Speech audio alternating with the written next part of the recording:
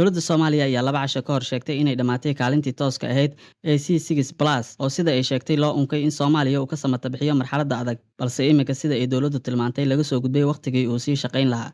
Wasaaradda Arrimaha Dibadda Soomaaliya ayaa warqad rasmi ah u dirtay wakiilka gaarka ah ee Qaramada Midoobay James Iswaan, taasoo ay si cad ugu sheegtay in dowladda Soomaaliya aysan u arkin inay hadda jirto sabab sharci ah ama mid siyaasadeed oo beesha caalamka ay si toos ah uga dhex muuqan karto arrimaha gudaha dalka. Bayaanka ay dowladda soo saartay waxaa loogu baaqay dhammaan saaxiibada caalamka in Soomaaliya ay ula macaamilaan si waafaqsan sharciga iyo hay'adaha rasmiga ah ee dowladda, ayna dhowraan madax-bannaanida siyaasadeed iyo qarannimo ee Soomaaliya. Haddaba waa maxay madasha C6+?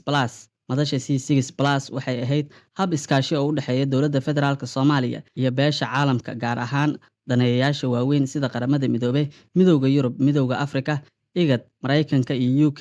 Madashan waxay kaalin muuqata ku lahayd taageerada dib u dhiska hay'adaha dowladda, horumarinta dimuqraadiyadda iyo kormeerka geedi socodka siyaasadeed. Laakiin hadda dowladda Soomaaliya waxay ku doodeysaa in dalka uu marayo marxalad cusub oo lagu tiirsan yahay hay'adaha maxalliga, lana dardargelinayo madax-bannaanida siyaasadeed iyo tan mas'uuliyadeed. Dad badan ayaa isweydiinaya maxaa sababay go'aankan. Warqadda loo diray beesha caalamka uu ku saxiixnaa wasiiru dowlaha arrimaha dibadda Soomaaliya Cali Cumar Cali Balcad oo lagu socodsiiyey ergeyga Qaramada Midoobay James Iswaan ayaa lagu sheegay in la gaaray waqtigii lagu adkeysan lahaa madax-bannaanida dalka iyadoo loo gudbayo nidaam dowladnimo oo si buuxda uga shaqeynaya gudaha.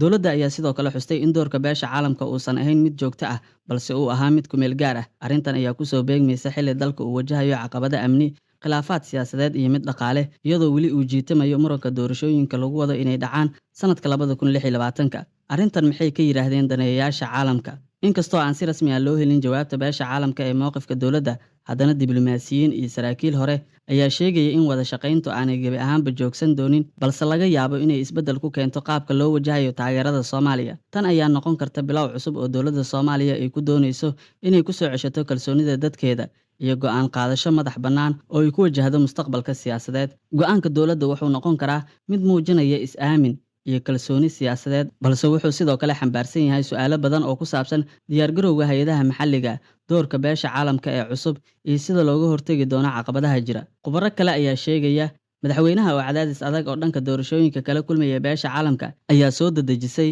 in Soomaaliya go'aankan ay qaadato, maadaama saaxiibada Soomaaliya dhowr jeer ay madaxweynaha dhegta ugu rideen inuu talada miiska keeno kadib cabasho beesha caalamka uga timid maamulada Puntland, Jubbaland iyo mucaaradka. Labada maamul ee gacanta Xasan Sheekh ka maqan, Puntland iyo Jubbaland, ayaa ka soo horjeestay go'aanka dowladda dhexe ay ku hakisay madasha C6+, waxayna tilmaameen in Soomaaliya aanay weli isku filnayn, iyagoo tallaabadan ku macneeyey mid qar iska tuurnimo ah. Tan iyo markii uu hadalkan dowladda ka soo yeeray, waxaa kulamo joogto ah u soconaya wakiilada beesha caalamka ee ku sugan xarunta Xalane, kuwaas oo iyana la filayo in saacadaha soo socda ay soo saaraan warmurtiyeed ay uga jawaabayaan go'aanka dowladda.